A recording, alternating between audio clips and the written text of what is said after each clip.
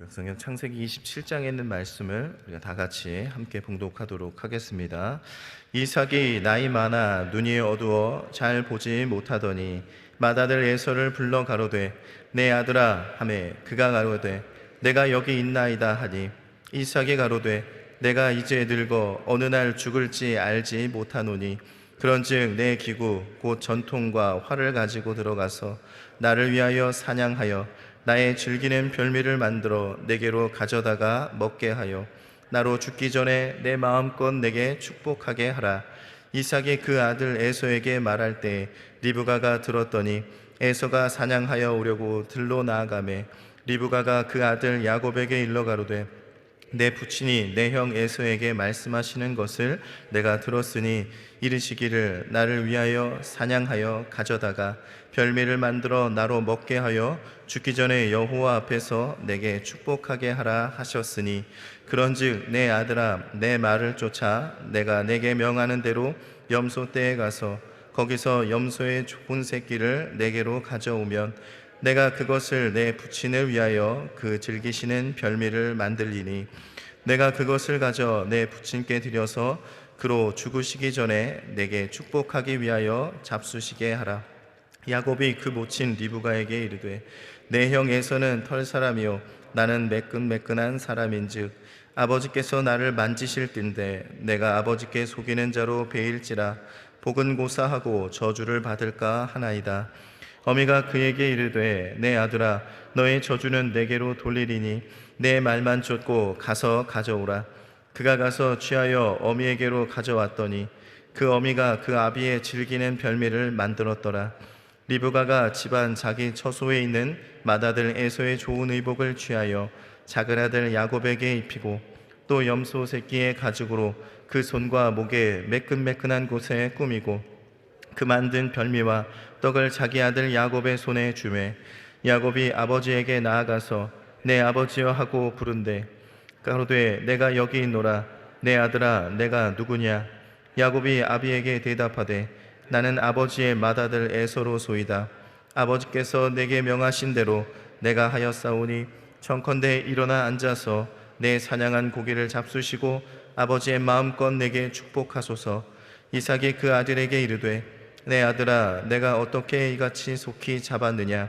그가 가로되 아버지의 하나님 여호와께서 나로 순적히 만나게 하셨음이니이다. 이삭이 야곱에게 이르되 내 아들아 가까이 오라. 내가 과연 내 아들 에서인지 아닌지 내가 너를 만지려 하노라.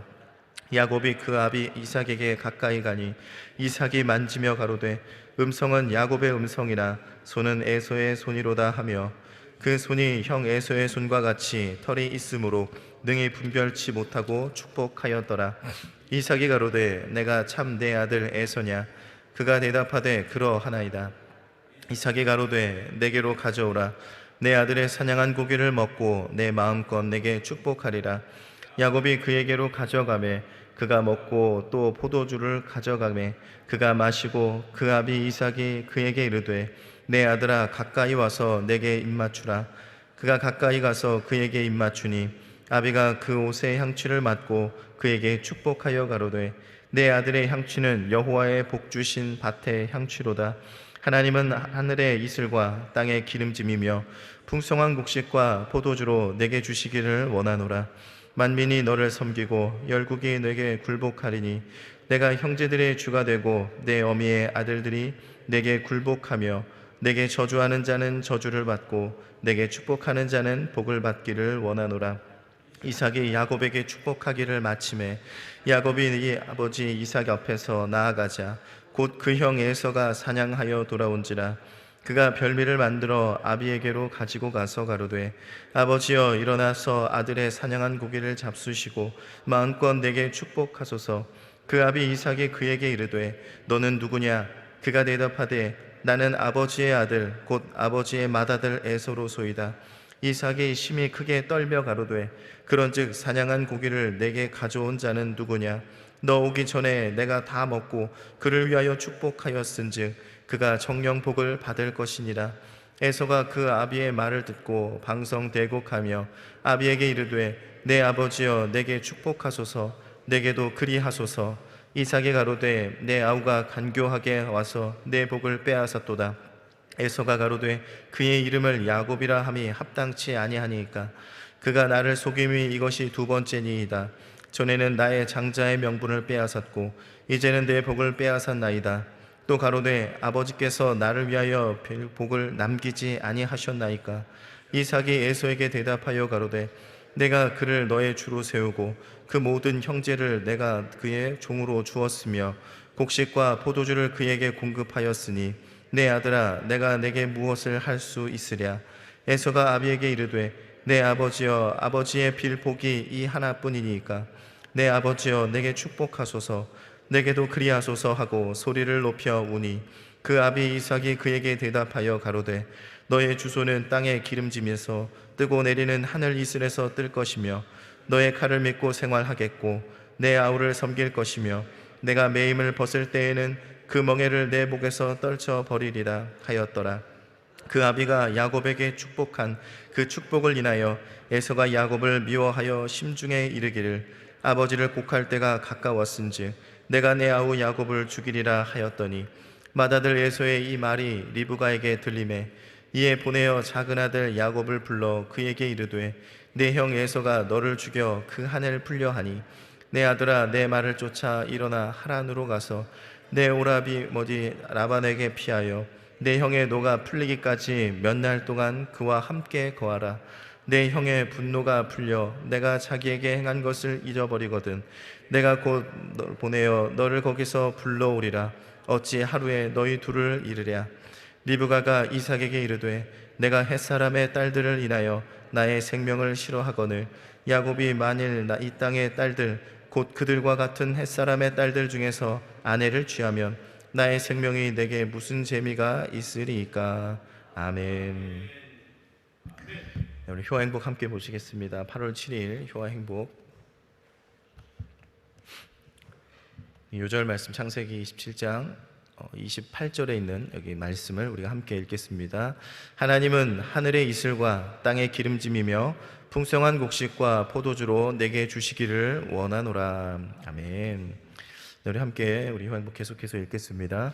이삭은 죽음이 다가왔음을 감지하고 자기가 총애하는 아들 에서에게 선조들의 축복을 내려주려고 했다. 그러나 리브가는 야곱에게 에서의 분장을 하게 하고 자신이 마련한 별미를 이삭에게 갖다 주도록 했다. 결국 이삭은 야곱의 에서로 착각하고 마음껏 축복해 주었다. 야곱의 후손이 풍성한 복을 누리며 열국을 다스리게 될 것을 예언하였다. 뒤늦게 도착한 에서로 인해 모든 사실이 폭로된 후에 이삭은 분노하였지만 그의 축복 선언이 취소될 수 없음을 알았으며 하는 수 없이 에서를 향한 예언의 말을 했다.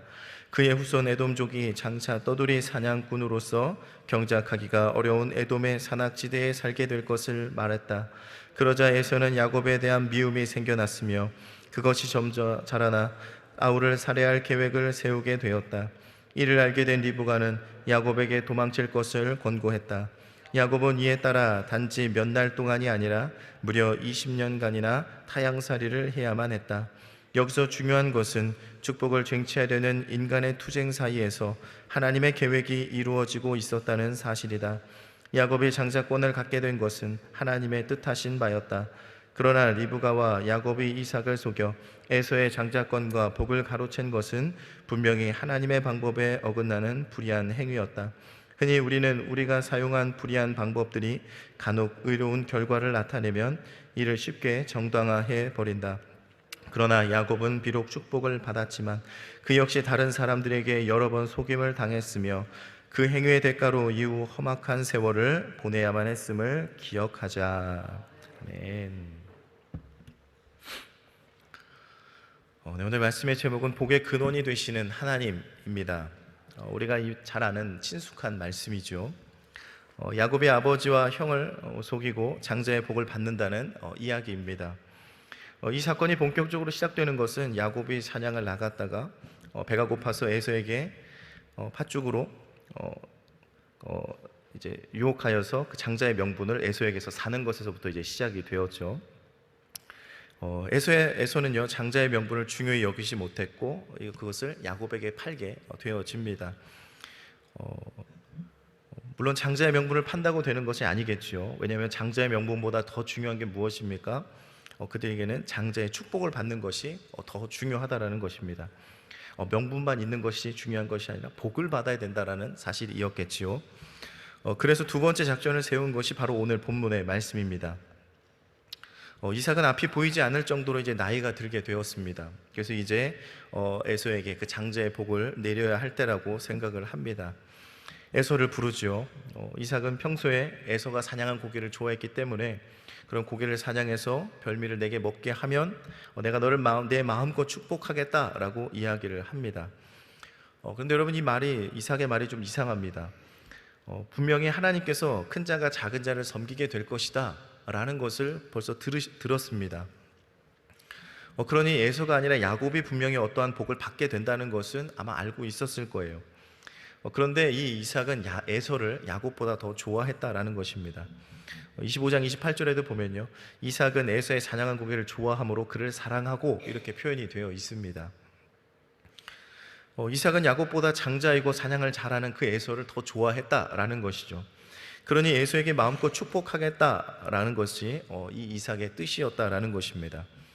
여기서 내 마음껏이라는 것이요, 원어적으로 이야기를 하면 내 영혼이라는 뜻이에요. 영혼이. 다시 말하면 내 정성을 쏟아가지고 내가 이 에서를 내가 축복하겠다라는 것입니다. 근데 여기에는요, 뭐가 있냐면 이 사람의 의지적인 욕구가 들어있다라는 것이죠. 결국에 하나님께서 분명히 큰 자가 작은 자를 섬길 것이라는 것을 말씀하셨음에도 불구하고 인간적인 마음으로는 지금 이 장자인 에서를 더 축복하고 싶었다라는 것입니다. 이 큰아들이 복을 받기를 원했다라는 거예요. 그렇게 에서가 아버지의 말을 듣고 사냥을 갔는데 리브가가 그 얘기를 듣고 이제 야곱에게 복을 받기 위해서 구체적으로 이제 계획을 실행해 나아갑니다. 가서 염소의 좋은 새끼를 가져오면 내가 별미를 만들어 줄 테니 그것을 가지고 아버지에 가서 에서인 척 너가 잡수시게 하고 그리고 장자의 복을 받아라, 이렇게 이야기를 합니다. 그리고 이렇게 아버지를 속여서 아버지와 형을 속여서 복을 받으라고 얘기했던 어찌 보면 이 옳지 못한 간교한 방법을 이야기한 이 리브가에게 여러분, 야곱이 어떻게 얘기했습니까? 어머니 왜 이러십니까? 그러시면 안 되죠. 아버지와 형을 속인다니요. 당연히 형이 장자니까 형이 복을 받아야죠. 여러분, 이런 말이 있었습니까? 없었다라는 거예요.